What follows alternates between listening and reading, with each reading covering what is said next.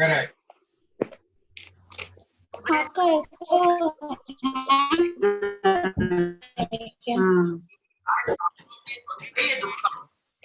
ये दुख का स्वरूप है। इसका मतलब आपके 24 घंटे होने दुखों में या निरंतर होने वाले दुखों में आप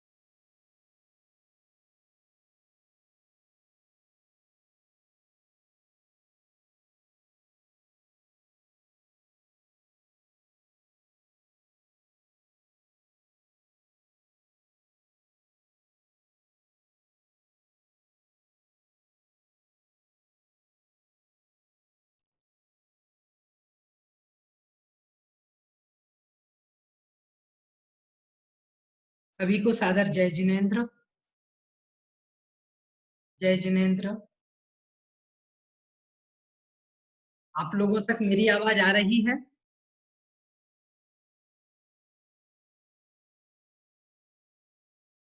अभी तकरीबन 60 लोग हमारी इस कक्षा में जुड़ चुके हैं। आज से हम सभी लोग छैढाला जी का अध्याय करने जा रहे हैं इस शिविर के अंतर्गत। और इस ऑनलाइन महाशिविर का यह दूसरा चरण है और इस दूसरे चरण में लगभग 17 दिन तक हम स्वाध्याय करेंगे।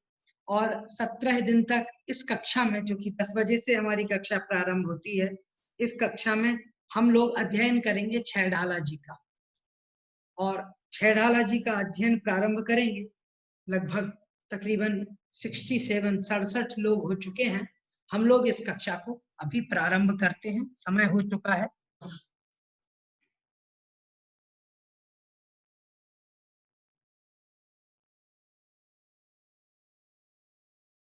चलिए सभी अपने दोनों हाथ जोड़ लें, हम मंगलाचरण करेंगे।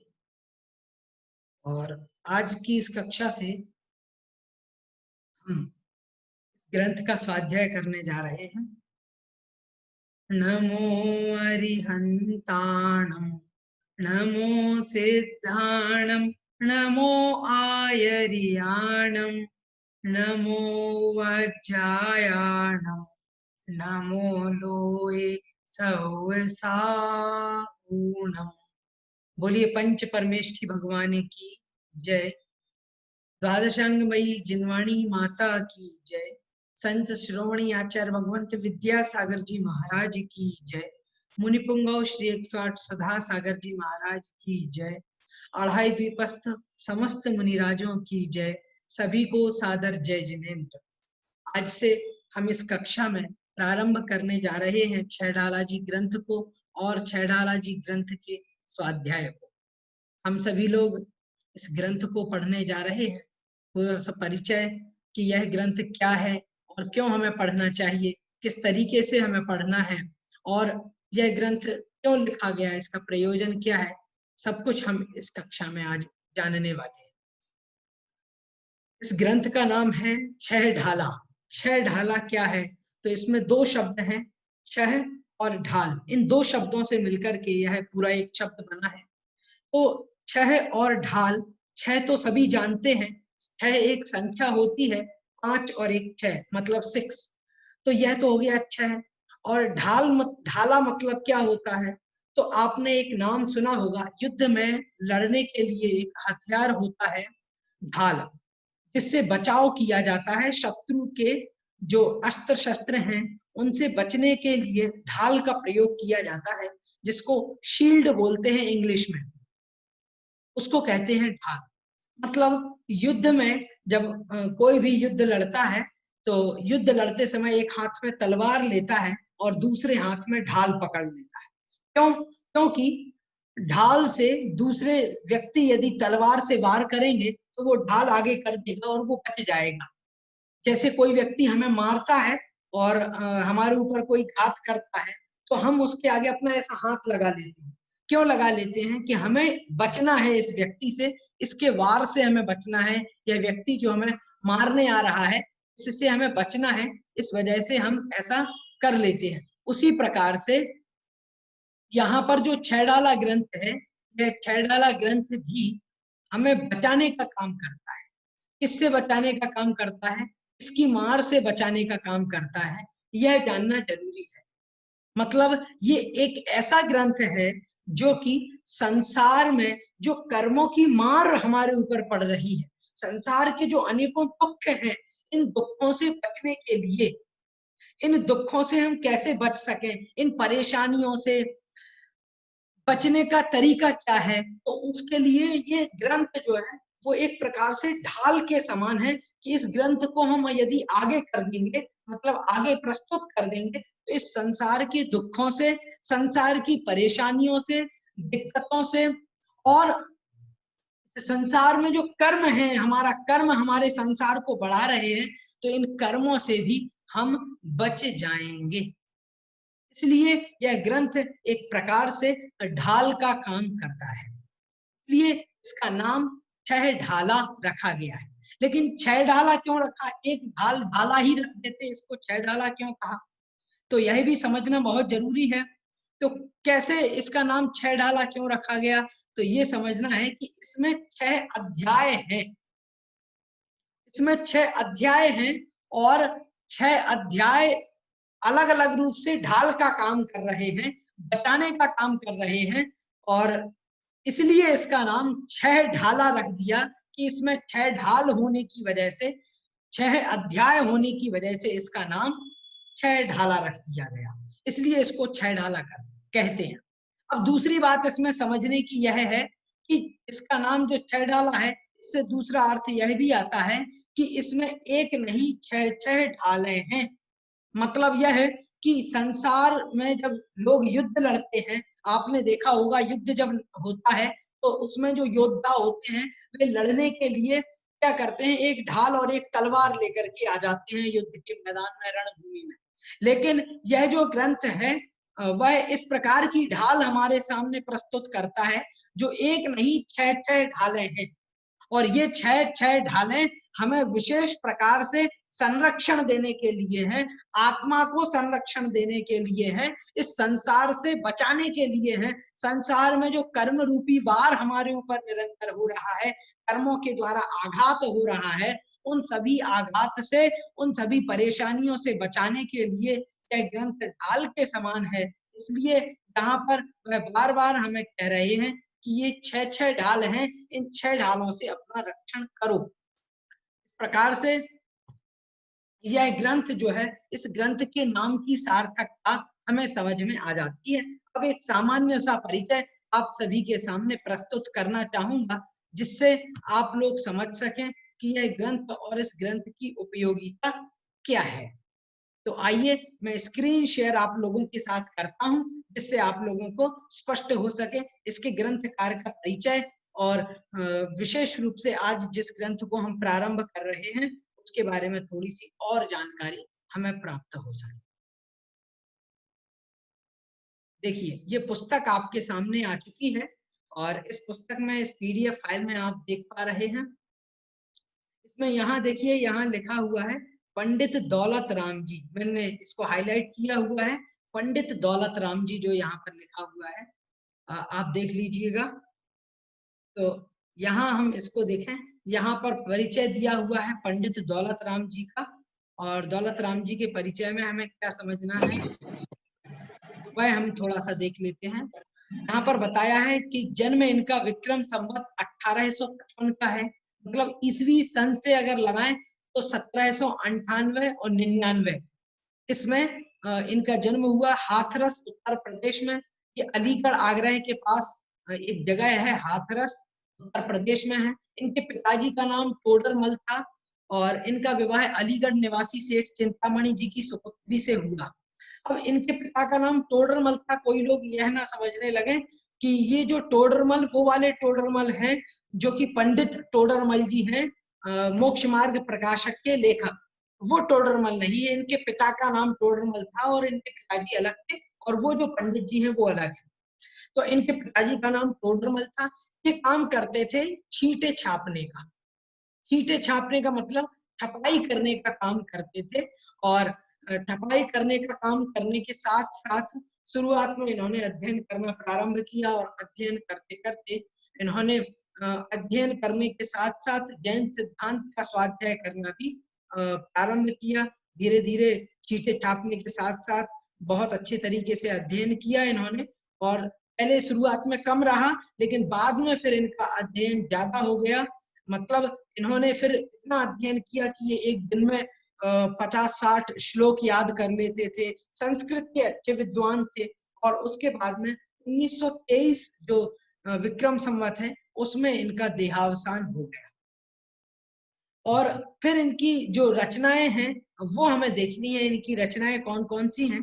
तो वर्तमान में 2 इनकी रचनाएं उपलब्ध हैं, एक तो दौलत विलास और एक है छह ढाला।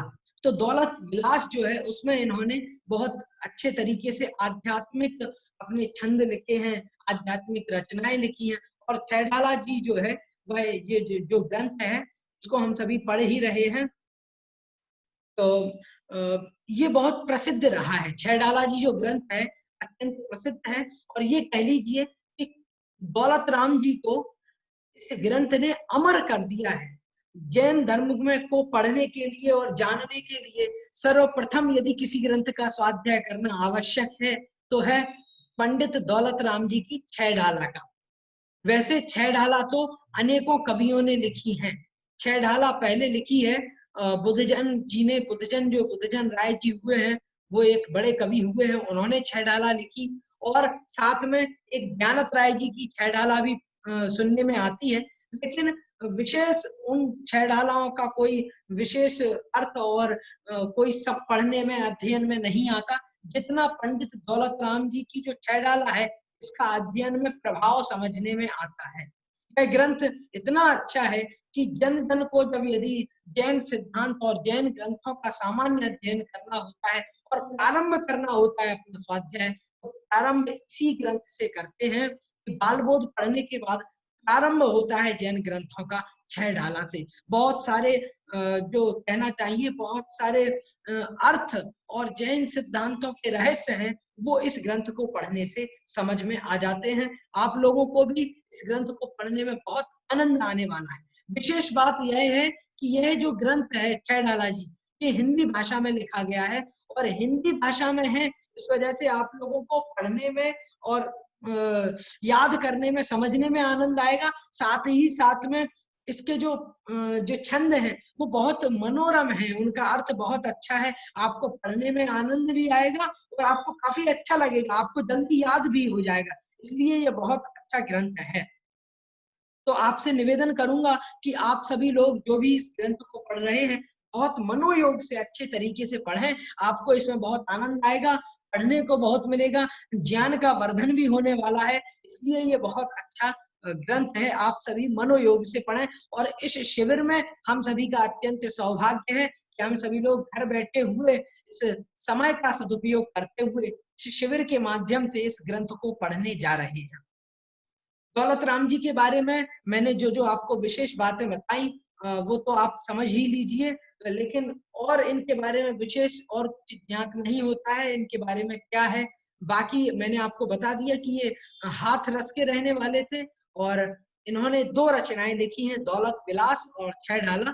तो ये दोनों बहुत अच्छी रचनाएं हैं और इनकी एक स्तुति भी हम सभी लोग नित्य प्रतिदिन देव दर्शन करते हुए पढ़ते हैं, सकल गेय गायक तथापि। इस प्रकार से वो जो स्तुति है, दर्शन स्तुति है, बहुत अच्छी है और आप सभी उसको पढ़ेंगे तो आपका मन बहुत अच्छे तरीके से लगेगा।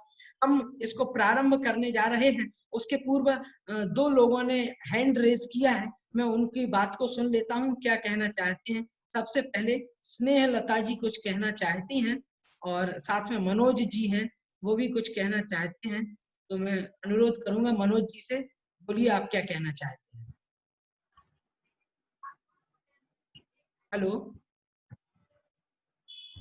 स्नेह लता जी, आप कुछ कहना चाहती हैं? नहीं। ठीक, चलिए अब हम आगे बढ़ते हैं, इस ग्रंथ को पढ़ेंगे और इस ग्रंथ का हम स्वाध्याय करेंगे। सबसे पहले इस ग्रंथ का हम सभी लोग मंगलाचरण करने जा रहे हैं। आइए मंगलाचरण की मुद्रा बना लेते हैं।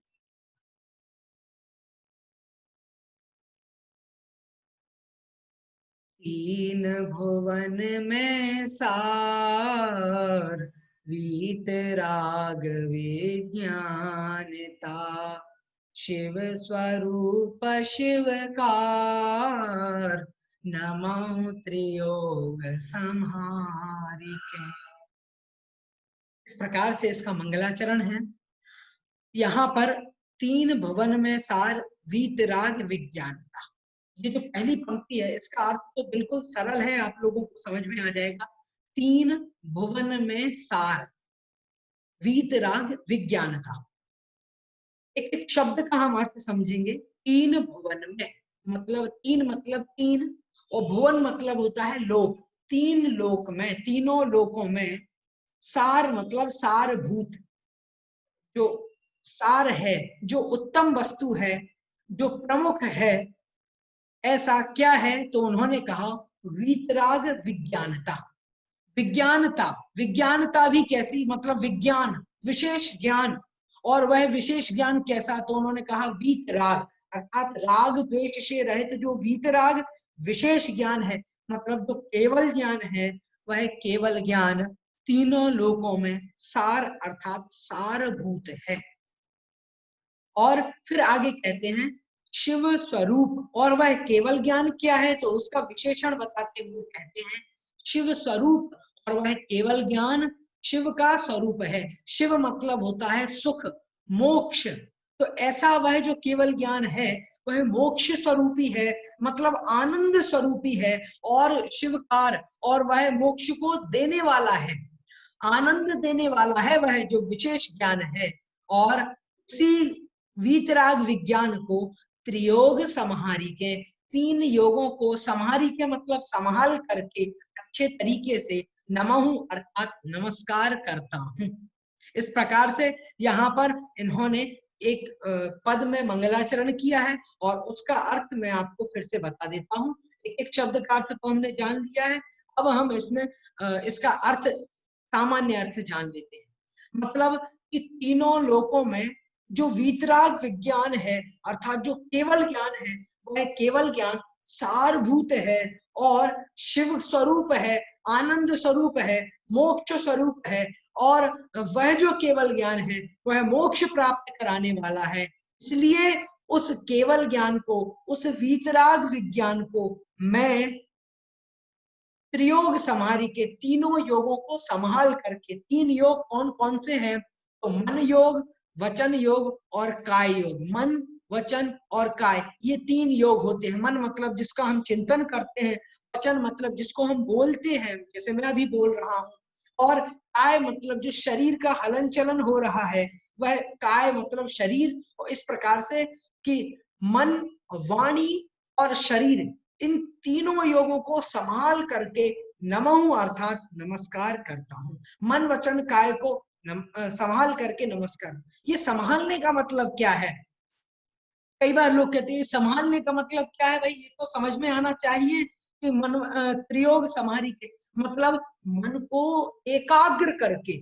मैं पढ़ रहा हूं तो इसका मतलब ये नहीं कि पढ़ भी रहा हूं और सोच भी कुछ और रहा हूं, और पढ़ने के साथ साथ इस ग्रंथ को तो पढ़ रहा हूं लेकिन उसके साथ साथ चिंतन कहीं और चल रहा है, और मुख से कुछ और बोल रहा हूं मैं, या शरीर से कुछ और कर रहा हूं। बोल तो रहा हूं तीन भुवन में सार वीतराग विज्ञानता, और हाथ मैंने जोड़े नहीं है, मैं कुछ और काम करने में लगा हुआ हूँ। तो ये जो है वो नहीं होना चाहिए। मतलब मन, वचन और काय, इन तीनों योगों को एकाग्र करना है। मन भी लग जाए, मन को एक जगह लगाना है, और वचनों को भी लगाना है, और शरीर में और किसी प्रकार की क्रिया नहीं हो। मंगलाचरण की मुद्रा से मैं नमस्कार कर रहा हूँ उस केवल ज्ञान को जो कि आनंद स्वरूपी और आनंद को देने वाला है। इस प्रकार मन, वचन और काय से नमस्कार करना ही तीनों योगों को संभाल करके नमस्कार करना है। यहाँ पर इस प्रकार से मंगलाचरण किया है जो हमें अप्रमादी होने का संदेश दे रहा है, हमें बता रहा है कि हमें प्रमाद का त्याग करके इस ग्रंथ को पढ़ना है। और फिर दूसरी बात इसमें यह भी बताई है कि इसमें नमस्कार किया है केवल ज्ञान को। किसी ब्रह्मा, विष्णु, महेश, आदिनाथ, भगवान महावीर, भगवान बुद्ध, ईसा मसीह और मोहम्मद साहब, किसी व्यक्ति विशेष का नाम नहीं लिया इसमें। ये बात स्पष्ट हो जाती है। यहाँ पर भगवान को उनके नाम से स्मरण किया और उनको नमस्कार किया, ऐसा कुछ भी नहीं है। क्यों नहीं है? क्योंकि यहाँ पर उन्होंने गुणों को नमस्कार किया है। मतलब जो उनके अंदर क्वालिटी है, जो उनके अंदर गुण है, उस गुण के कारण से वे भगवान बने हैं। समझने की बात यह है, बाल बोध भाग 1 और भाग 2 में आपको पहले ही बताया जा चुका है कि जीव और अजीव क्या होता है, जीव क्या है, अजीव क्या है, संसार क्या है, और सिद्ध भगवान कैसे बनते हैं, भगवान कैसे बनते हैं, वो तो आप सभी जान चुके हैं। पंच परमेष्टि क्या है। लेकिन यहाँ पर इन्होंने वीतराग विज्ञान को नमस्कार किया है। उससे पता चल रहा है कि जीव तो मैं भी हूं और सिद्ध भगवान है वो भी जीव है। मतलब सिद्ध भगवान भी जीव हैं, मैं भी जीव हूं, हम सभी जीव हैं, और वो निगोदिया जीव हैं वे भी जीव हैं, चींटी हैं वे भी जीव हैं, सभी जीव हैं यहाँ पर।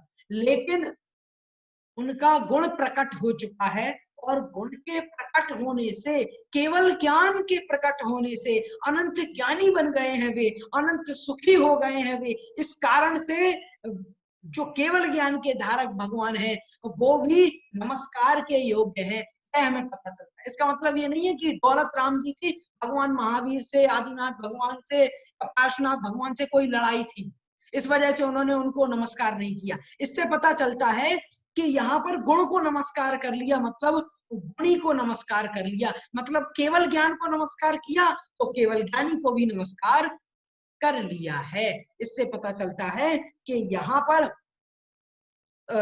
पर जो नमस्कार किया है केवल ज्ञान को, उससे पता चलता है कि गुण पूज्य है, हमें गुणों की पूजा करनी चाहिए।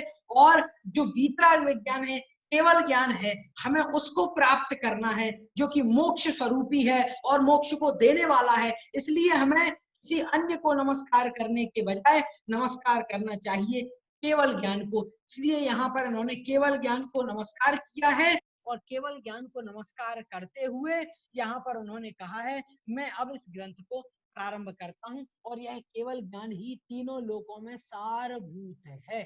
इसलिए यहाँ पर इन्होंने बहुत अच्छे तरीके से मंगलाचरण किया है, और बहुत एक एक शब्द भी हमने इसका स्पष्ट रूप से जान लिया है। अब हम इस मंगलाचरण को करने के बाद अब इस पहली ढाल को और इस ग्रंथ को प्रारंभ कर रहे हैं। पहली ढाल के पहले छंद को हम पढ़ें और उसको समझें। उसके पहले समझना है हमें इसके ऊपर जो भूमिका दी हुई है, इस भूमिका को पढ़ना बहुत जरूरी है। जो पहले ढाल की पहली भूमिका है इसको हम पढ़ेंगे। उसके पहले कुछ लोगों के इस कक्षा में प्रश्न हैं और वो लोग हैंड रेज कर रहे हैं। मैं एक एक करके उन सभी को अनम्यूट करके उनसे प्रश्न पूछना चाहूंगा और उनको समय देना चाहूंगा, वो लोग कुछ कहना चाहते हैं। और यदि आपके कोई प्रश्न है तो आप भी हैंड रेज कर लीजिए, जिससे हम शीघ्रता से 1+5T वो कुछ पूछना चाहते हैं। आराध्या एंड आर्या, आप भी कुछ पूछना चाहते हैं, पूछिएगा। सर आपकी आवाज नहीं आ रही थी, बहुत आ रही कम है? आ रही है। अब आ रही है आवाज? कुछ हेलो, भी सुनाई नहीं दे रहा। अभी भी आवाज नहीं आ रही है? बिल्कुल थोड़ी सी आ रही है, क्लियर नहीं आ रही है। क्लियर आवाज नहीं आ नहीं। रही है अभी? अच्छा, और लोगों को भी परेशानी है इसमें? मैं और लोगों से पूछ लेता हूँ। बहुत अटक अटक के आ रही है। हाँ जी, वॉल्यूम बहुत धीरे है। अच्छा, वॉल्यूम बहुत धीरे है। हाँ, आप कुछ पूछना चाहते हैं? आलोक मोदी। भैया जी, इनकी जो ढाल है इनको याद करना पड़ेगा। याद करना तो चाहिए हम सभी लोगों को। ये जो ग्रंथ है बहुत अच्छा है और इसको यदि याद कर लेंगे तो हमें जैन धर्म के सारे जो विषय हैं उन सभी का बेसिक ज्ञान हमें प्राप्त हो जाएगा, इसलिए इसको याद कुछ करें भी तो बहुत अच्छा है।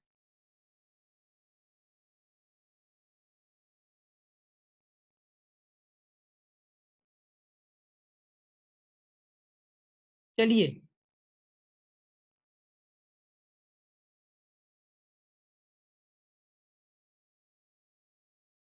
श्रुति जैन ने हैंड रेज किया है, आप बताइए श्रुति जैन।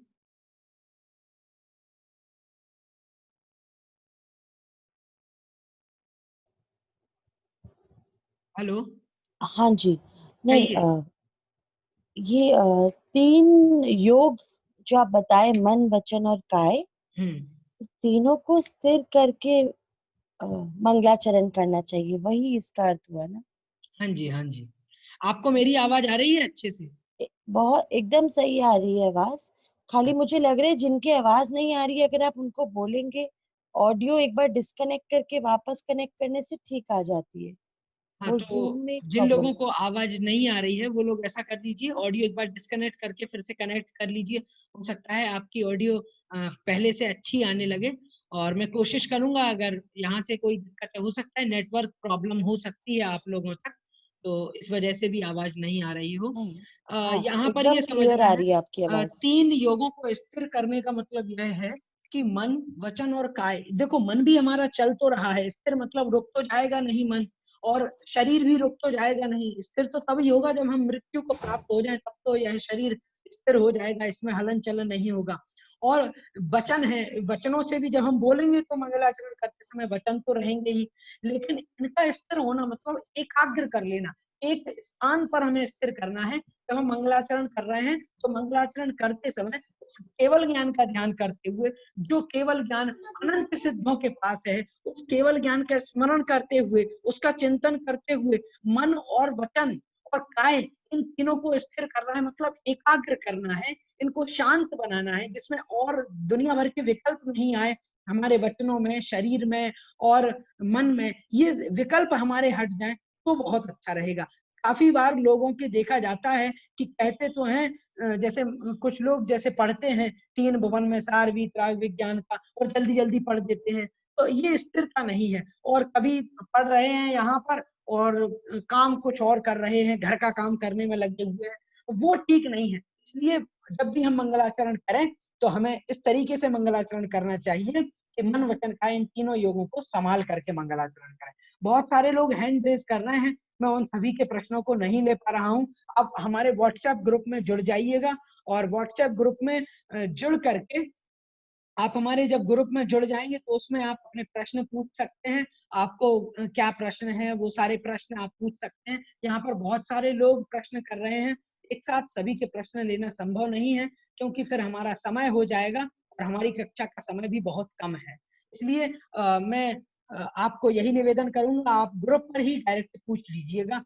आइए हम इस ढाल की भूमिका को समझ लेते हैं, इसमें क्या बताया है। पहले तो यहाँ पर मंगलाचरण में वीतरागता और केवल ज्ञान को नमस्कार किया है और मोक्ष का स्वरूप बताते हुए बाद में फिर जब उद्देश्यों का निर्देश किया है तो उसमें बताया है कि इस संसार में अनंत अनंत जीव हैं और वे सारे जीव सुख तो चाहते हैं लेकिन दुख से डरते हैं, और जो दुख का हरण करने वाली और सुख को देने वाली जो शिक्षा है वो गुरु, जो करुणावान गुरु होते हैं, उस शिक्षा को देते हैं। और फिर वो बताते हैं कि इस संसार में दुख क्या है, मतलब निगोद पर्याय में किस प्रकार से जीव जा रहा है, उसके दुखों को सहन कर रहा है, बाद में निगोद से निकल करके फिर एकेंद्रिय बन रहा है, एकेंद्रिय से फिर दो इंद्रिय जीव बन रहा है, और इस प्रकार से त्रस पर्याय को प्राप्त करके फिर कभी पंचेंद्रिय बन जाता है तो त्रियंच के दुखों को सहन करता है, कभी नरक में जाता है, फिर कभी मनुष्य और कभी देव पर्याय को प्राप्त करके इस चारों गतियों के दुखों को सहन करता है। संबंधी समस्त प्रकार के जो चारों गतियों में दुख हैं, उन सारे दुखों का वर्णन करते हुए पहली ढाल को बहुत अच्छे तरीके से मनोरम वर्णन इसमें दिया गया है। आइए हम और आप प्रारंभ करते हैं इस पहली ढाल के पहले छंद से। आइए, अब आपको दिख रहा होगा यहाँ पर जो ग्रंथ का उद्देश्य लिखा हुआ है, हम इस वाले छंद को पढ़ने जा रहे हैं जिसको मैंने अभी हाईलाइट किया हुआ है। आइए हम इसको पढ़ते हैं। मैं पढ़ूंगा, आप लोग भी मेरे साथ उच्चारण कीजिए, मेरे साथ पढ़िएगा। जे त्रिभुवन में जीव अनंत, सुख चाहे दुख ते भयवंत, ताते दुख हारी सुखकार, कहे सीख गुरु करुणाधार। अब आप लोग पढ़िएगा, मैं सुनता हूँ।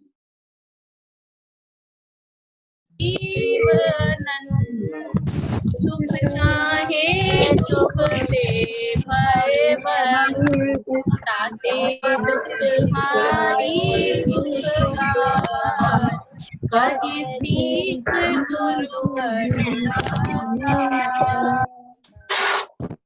बहुत अच्छा उच्चारण कर रहे हैं आप लोग। अब देख लेते हैं इसमें क्या अर्थ बताया है। यहाँ पर कहा है जे त्रिभुवन में जीव अनंत, जे अर्थात जो त्रिभुवन में, पहले भी 3 भुवन आया था और उसी का यहाँ पर शब्द दूसरा दिया है त्रिभुवन, मतलब 3 भुवन में, मतलब तीनों लोकों में, जे मतलब जो, जीव अनंत, ये जो अनंत जीव हैं। अनंत मतलब क्या होता है? अनंत मतलब होता है जिसका अंत नहीं होता, जिसकी कोई एंडिंग नहीं होती है, जो कभी खत्म नहीं होता, उसको अनंत कहते हैं। ऐसे इस तीनों लोकों में जो जीव भरे हुए हैं, जीव जो अनंत जीव हैं, वे जीव कितने हैं? अनंत हैं। और वे जीव क्या करते हैं? तो कहते हैं सुख चाहे दुख ते भयवंत, सुख तो चाहते हैं लेकिन दुख से भयवंत हैं, अर्थात दुख से डरे हुए हैं। भय मतलब होता है डर, और डर के बाद में फिर भयवंत उन्होंने कहा है, मतलब डरे हुए हैं, डर से डरे हुए हैं। सुख तो चाहते हैं लेकिन दुख से डरे हुए हैं। कौन डरे हुए हैं? तो पहले कहा है जीव अनंत, जो तीनों भुवनों में, तीनों लोकों में जितने भी जीव हैं, वे सारे जीव सुख तो चाहते हैं लेकिन दुख से डरे हुए हैं। मतलब ये जितने भी जीव हैं, ये सारे जीव सुख चाहते हैं, अच्छा अच्छा सभी कोई चाहता है, लेकिन दुख से सभी लोग डरते हैं। और हम सभी लोग कैसे हैं? दुख से डरते हैं। यदि अभी कोई परेशानी आ जाए तो हमें डर लगने लगता है। क्यों डर लगने लगता है? क्योंकि उससे हमें दुख हो रहा है, और दुख से हम सभी डरते हैं और हम सभी सुख चाहते हैं। यदि हमें किसी प्रकार का कोई दुख ना हो, अच्छा अच्छा सब कुछ मिलने लगे, तो हमें उसमें बड़ा आनंद है और हम सभी वही चाहते हैं। जैसे उदाहरण के लिए समझ लीजिए, यदि घर में लौकी की सब्जी बनी है तो हम कहते हैं नहीं, हमें यह सब्जी नहीं खानी है, ये अच्छी सब्जी नहीं है, और हम उससे डरते हैं। और छोटा बच्चा है और उस छोटे बच्चे से मम्मी बार बार कहती है बेटा ये खा लो, तो वो दूर भागता है। क्यों? क्योंकि उसको ये अच्छी नहीं लगती, उसको इसमें दुख आ रहा है। वो इसका स्वाद पसंद नहीं है, इसलिए ये दुखकारी है, उसको अच्छी नहीं लगती, इसलिए वो दूर भागता है, मुझे खाना नहीं खाना। लेकिन यदि उसके बजाय कोई और अच्छी सब्जी बना दी जाए या कोई और अच्छे डिश बना दी जाए, और अच्छे व्यंजन बना दिए जाए, तो वो बच्चा कहेगा मुझे तो यही खाना है, मुझे तो यही पसंद है। क्यों? क्योंकि ये बहुत अच्छा है। मान लीजिए लड्डू है, तो वो बच्चा कहेगा मुझे एक और दे दो मम्मी। क्यों दे दो? क्योंकि उसको उसमें सुख आ रहा है, इसका स्वाद अच्छा है और यह सुख उसको अच्छा लग रहा है, इसलिए वो उसको और ज्यादा चाहता है। लेकिन यदि लौकी की सब्जी दे दी जाए, तो वो छोटा बच्चा है, वो कहेगा नहीं मुझे ये सब्जी नहीं खानी। उसी प्रकार से संसार में जितने अनंत जीव हैं, ये सारे जीव सुख को तो चाहते हैं और दुख से डरते हैं, मतलब दुख नहीं चाहते हैं, दुख से दूर भागते हैं। जैसे छोटे बच्चे लौकी की सब्जी देखकर उससे दूर भागते हैं। और इसीलिए ताते दुखहारी सुखकार, ताते मतलब इसीलिए, ताते दुखहारी सुखकार, दुखहारी मतलब दुख का हरण करने वाली, दुख को अलग करने वाली, और सुखकार मतलब सुख करने वाली, सुख देने वाली। कहें सीख गुरु करुणाधार, ऐसी सीख मतलब ऐसी जो शिक्षा है, शिक्षा कैसी है, तो उसकी दो बातें बताई हैं शिक्षा की। पहले तो कही दुखहारी, दुख को हरण करने वाली, दुख को अलग कर देने वाली, और सुखकार मतलब सुख देने वाली, सुख करने वाली, सुख की जो कारणभूत है। ऐसी सीख मतलब ऐसी जो शिक्षा है, ऐसी शिक्षा को कहें गुरु करुणाधार। और जो गुरुजन हैं, अर्थात जो हमारे निर्ग्रंथ दिगंबर मुनि होते हैं, ऐसे वे मुनि करुणाधार अर्थात करुणा को हृदय में धारण करके, करुणा को हृदय में धारण करके, करुणा मतलब दया, दया को धारण करके, कहें मतलब कहते हैं। इस प्रकार से यहाँ पर इसका अर्थ हो गया। एक बार फिर से मैं आपको अर्थ बता देता हूँ, जिससे आपको स्पष्ट हो जाए। तीनों लोकों में जो अनंत अनंत जीव हैं, वो सारे जीव सुख चाहते हैं और दुख से डरते हैं। इसीलिए जो निर्ग्रंथ दिगंबर गुरु हैं, वे दया करके, दया को और करुणा को धारण करके, जो दुख का हरण करने वाली और सुख को देने वाली शिक्षा है, ऐसी शिक्षा को कहें मतलब कहते हैं। इस प्रकार से पहले छंद में यहाँ पर बताया है कि तीनों लोकों में अनंत जीव हैं और सारे जीव सुख को चाहते हैं और दुख से डरते हैं। इसलिए दुख का हरण करने वाली और सुख को देने वाली जो शिक्षा है, ऐसी शिक्षा को निर्ग्रंथ गुरु हृदय में करुणा को धारण करके कहते हैं। मतलब हम सभी लोग संसार में दुखी हैं, तो हमारे जो मुनि महाराज हैं, जो गुरु हैं, आचार्य हैं, ऐसे आचार्य गुरुवर हृदय में करुणा धारण करके कि इन सभी गृहस्थ जीवों का कल्याण हो जाए, ऐसा सोच करके वे इस जो शिक्षा है उस शिक्षा को देते हैं। मतलब अभी भी देखें, वर्तमान में मुनिराज प्रवचन आदि करते हैं, वो किसके लिए करते हैं? वो जो सदुपदेश दे रहे हैं, वो किसके लिए दे रहे हैं? वो हमारे लिए दे रहे हैं। हम लोग जो इस संसार में दुखी हैं, परेशान हैं और गृहस्थ जीवन में सुख को नहीं खोज पा रहे हैं, ऐसे हम सभी लोगों के लिए सुख देने के लिए और हित का उपदेश करने के लिए, हम सभी का कल्याण हो, इस वजह से हृदय में उनके करुणा आती है। और करुणा के कारण से वो जो गुरुजन हैं अपने प्रवचन, उपदेश अथवा शिक्षा को देते हैं। इस प्रकार से गुरुवर हमको शिक्षा देते हैं। इस बात को यहाँ इस पहले छंद में स्पष्ट किया है। यहाँ पर इसका अर्थ जो बोल्ड अक्षरों में इसका अर्थ दिया है, इसको आप सभी लोग पढ़ें। और पीडीएफ जिनके पास नहीं है, मैं उन सभी से निवेदन करना चाहूंगा, ग्रुप में हमने पीडीएफ भेज दी है, आप हमारे ग्रुप में जुड़ जाइए और ग्रुप में जुड़ करके पीडीएफ फाइल को आप डाउनलोड कर लीजिए। और उस पीडीएफ फाइल को सामने रख करके यदि आप पढ़ेंगे तो आपको अच्छे तरीके से समझ में आ जाएगा। मैं आपको यहाँ पर चैट में एक नंबर दे रहा हूँ, इस नंबर पर आप मैसेज कर दीजिए और उन्हें बता दीजिए कि आपको ग्रुप में जुड़ना है, छह ढाला जी वाले ग्रुप में। तो आप इतना उनको यदि बोल देंगे तो फिर वो आपको ग्रुप में जोड़ देंगे। ये नंबर मैंने आपको दे दिया है, 7300440785। ये जो नंबर है, इस नंबर पर जो चैट में मैंने नंबर दिया है, इस नंबर पर आप संपर्क करके उनको व्हाट्सएप पर मैसेज कर दीजिए। वो आपको ग्रुप में जोड़ देंगे और ग्रुप में जुड़ करके फिर हम आपको PDF फाइल भेज देंगे। किसी ने हमें चैट में मैसेज किया है कि भैया जी लौकी इतनी बुरी नहीं होती, उसके कुछ लाभ भी हैं। लाभ तो बहुत सारे हैं और बुरी नहीं होती है, यह बात भी मुझे मालूम है, लेकिन उसके बावजूद भी यहाँ पर कुछ बच्चे भी हैं जो पढ़ रहे हैं, मतलब जिनकी उम्र 12-15 साल की है या 20 साल तक के हैं, उनको समझाने के लिए कि सुख और दुख कैसे समझ में आए, इसलिए ऐसे उदाहरण दिए जाते हैं। इसका कोई यह अर्थ नहीं है कि हर एक चीज बुरी है या सही है। चलिए, आज हमने पहले पद्य को पढ़ लिया और मंगलाचरण को पढ़ा है। अब थोड़ा सा समय और है, हम उन गुरु की शिक्षा क्या है और उस गुरु की शिक्षा को, जो हमने पहले पद्य में पढ़ा था कि गुरु शिक्षा देते हैं और वो शिक्षा दुख का हरण करने वाली और सुख को देने वाली है, इसलिए वह शिक्षा कैसी है और उस शिक्षा में क्या क्या बताया है, आइए हम उस शिक्षा को जान लेते हैं। आइए हम दूसरे पद्य को पढ़ते हैं और दूसरे पद्य के अर्थ को हम समझते हैं। आइए आरंभ करते हैं। मैंने इसको बोल्ड कर दिया है, आप सभी लोग ध्यान रखें, हमें इस छंद को पढ़ना है।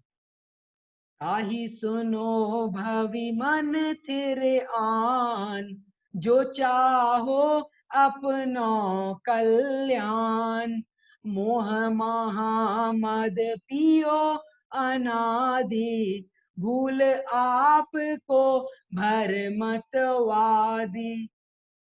अब आप सभी लोग इसका उच्चारण करें। मेरे मन थे आन, जो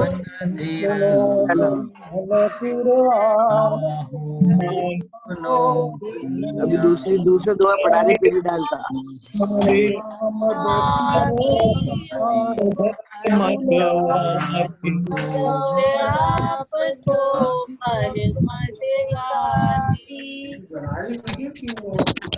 देखिए, आप लोग जो उच्चारण कर रहे हैं, निवेदन है एक साथ उच्चारण करें और अच्छे से उच्चारण करें। अभी तो ठीक है, उच्चारण भी आपको हिंदी में है तो आराम से समझ में आ जाएगा, लेकिन इसलिए मैं आपको उच्चारण करने के लिए बोल रहा हूँ जिससे आपको भी ऐसा महसूस हो कि आप भी इस कक्षा में बैठे हैं और आपको उच्चारण करने से और अर्थ में स्पष्टता हो जाए, और फिर आपको एक बार आप बोलेंगे लय में तो आपको जल्दी याद भी हो जाएगा।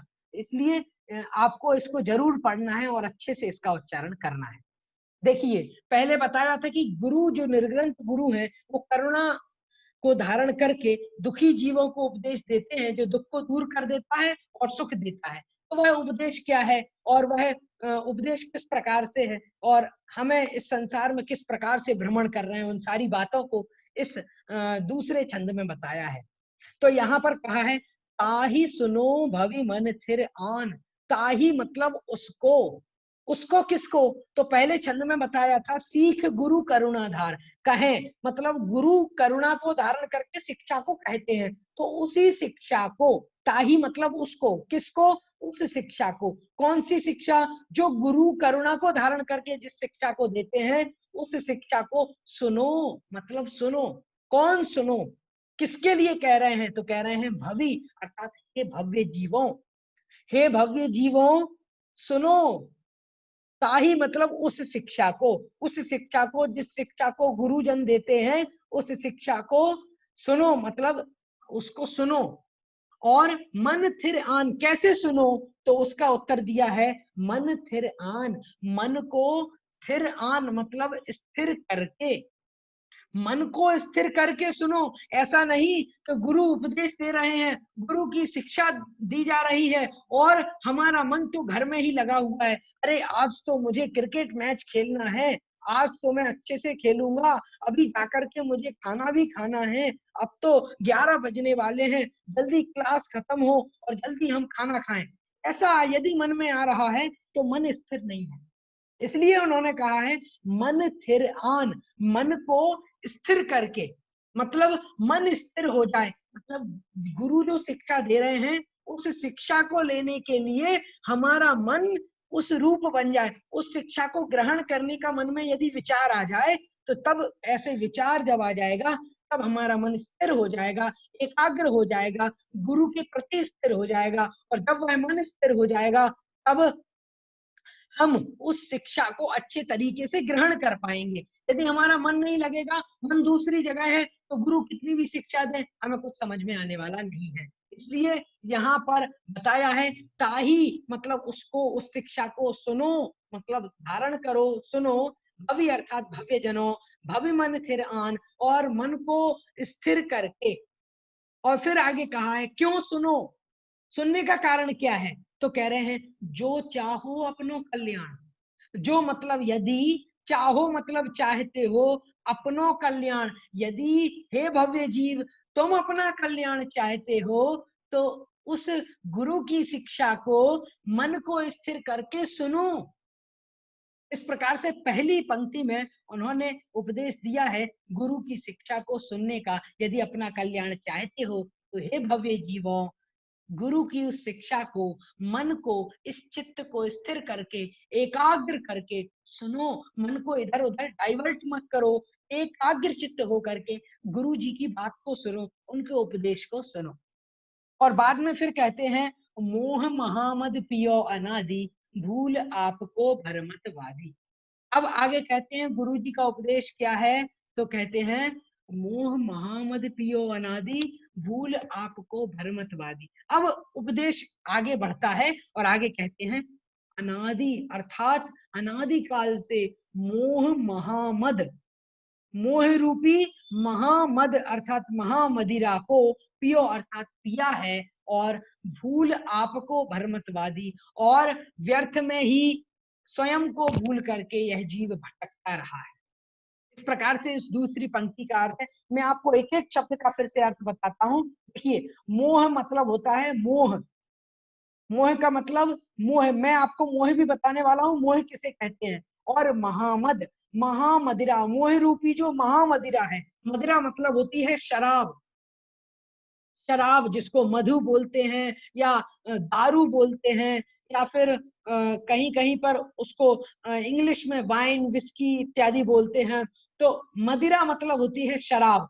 तो मोह रूपी जो महामदिरा है, जो शराब होती है, उसको पीने से तो थोड़ा सा नशा आता है, थोड़े समय के लिए आता है, लेकिन जो मोह है वह मोह रूपी ऐसी मदिरा है, ऐसी शराब है जो कि छोटी मोटी शराब नहीं है, उससे बहुत बड़ा नशा आता है और अनेकों समय के लिए वह नशा रहता है।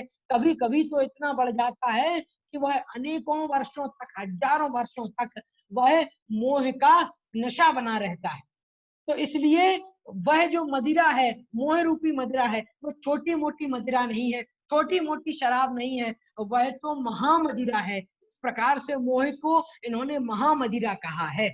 और इसको पियो मतलब पिया है, अनादि मतलब अनादि काल से, अनादि काल से मतलब बहुत समय से, शुरुआत से ही, जिस अनादि काल मतलब बहुत समय से, शुरुआत से ही, जब से यह संसार है तभी से, मतलब यह जो जीव है इसने अनादि काल से, हमेशा से अब तक मोह रूपी मदिरा को पियो मतलब पिया है। और पी करके आपको मतलब अपने आप को, स्वयं को भूल अर्थात भूल करके भ्रमतवादी, भ्रमत मतलब भ्रमता रहा है, भटकता रहा है, और वादी अर्थात व्यर्थ में ही, व्यर्थ में ही यह जीव इस मोह रूपी महामदिरा को पी करके अपनी आत्मा को भूल करके व्यर्थ में ही भटकता रहा है। इस प्रकार से यहाँ पर दूसरे पद्य का, दूसरे छंद का अर्थ स्पष्ट हो रहा है।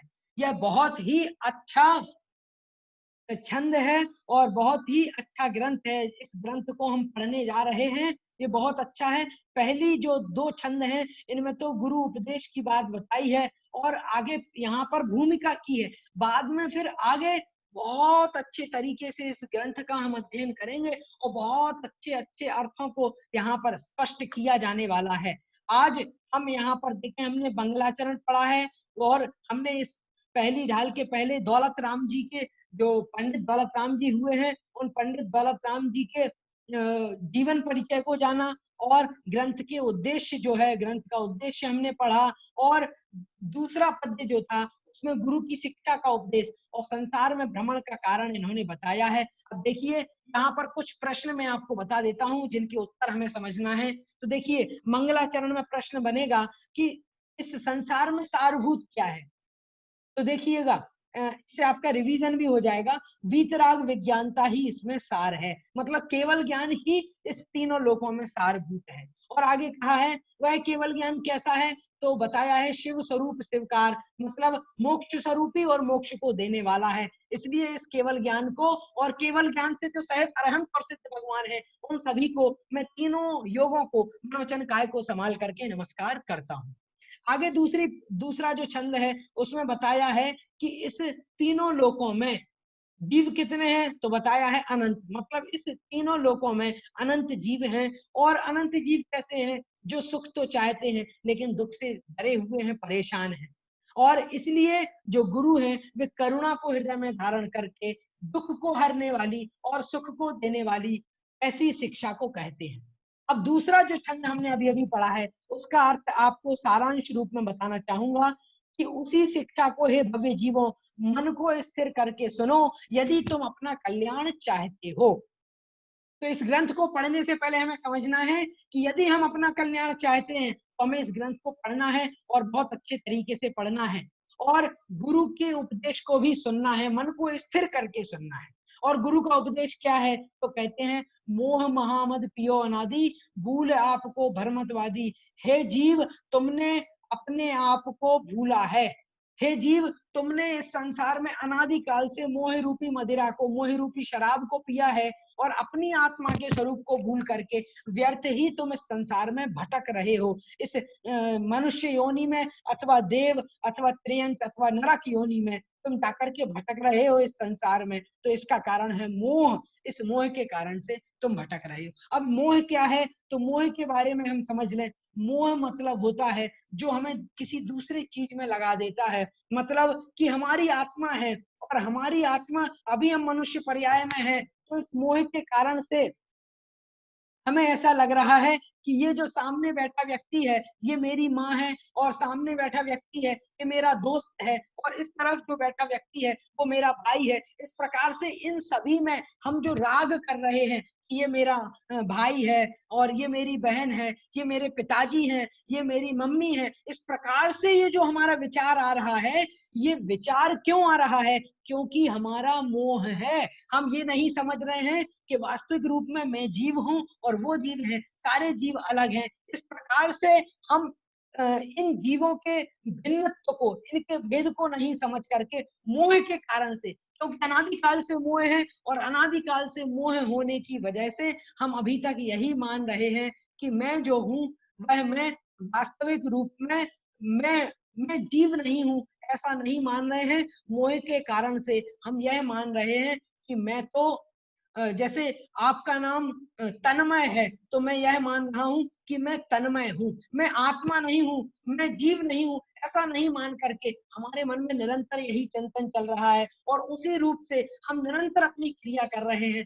इसी कारण से, इसी वजह से हम इस संसार में भटक रहे हैं और इसी का नाम मोह है। और मोह एक प्रकार का नशा है, नशे के समान काम करता है। जिस प्रकार कोई व्यक्ति शराब पी लेता है तो उसको पता नहीं चलता मैं क्या कर रहा हूँ, क्यों कर रहा हूँ, उसी प्रकार से जब व्यक्ति मोह जिसके अंदर मोह जागृत हो जाता है या मोह जिसके अंदर बना हुआ है, ऐसा वह जीव कभी भी यह चिंतन नहीं कर पाता कि मेरा स्वरूप क्या है, मैं कौन हूँ, मुझे क्या करना चाहिए, क्योंकि ये एक शराब की तरह, नशे की तरह काम करता है।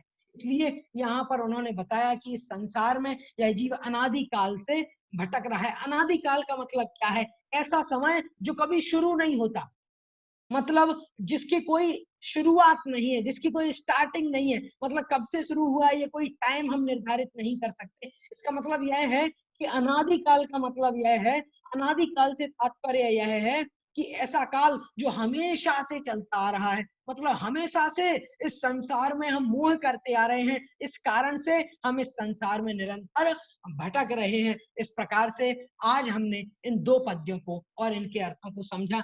अब कुछ लोगों ने हैंड रेज किया है, मैं उनके प्रश्नों को ले लेता हूं। सबसे पहले आलोक मोदी, आप कुछ कहना चाहते हैं? बोलिए। Hello hello.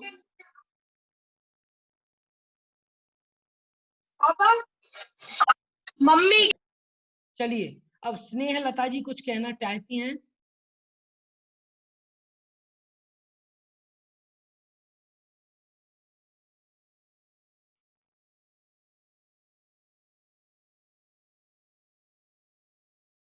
स्नेह लता जी।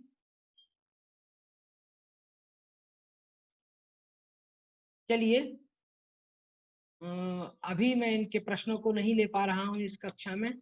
आज इस कक्षा का समय हो चुका है और हमने यहाँ पर 2 पद्यों को और उनके अर्थों को समझ लिया है, और जिन जिन लोगों ने प्रश्न किया है मैं उनको उत्तर दे पाया हूं, और नहीं भी दे पाया हूं या वो प्रश्न नहीं कर पाए हैं तो उन सभी से मेरा निवेदन है, आप लोग मुझे ग्रुप में, और मैंने ग्रुप का नंबर आपको दे दिया है, और इसमें आप रिक्वेस्ट करके आप भेज दीजिए कि मुझे छैडाला वाले ग्रुप में जुड़ना है, तो वो आपको छैडाला वाले ग्रुप में जोड़ देंगे। मैंने आपको नंबर दे दिया है 7300440785। ये जो नंबर है, इस नंबर पर आप मैसेज कर दीजिएगा, और इस तरीके से आप हमारे शिविर में और शिविर के ग्रुप में जुड़ जाएंगे। फिर हम आपको पीडीएफ फाइल भी भेज देंगे, और उसी ग्रुप में, व्हाट्सएप ग्रुप में आप हमको प्रश्न भी पूछ सकते हैं। इस प्रकार से आज की इस कक्षा में आज हमने इतना पढ़ा और इसको हमने समझा। आज की इस कक्षा को हम यही समाप्त करते हैं। बोलिए महावीर भगवान की जय। सभी को जय जिनेंद्र।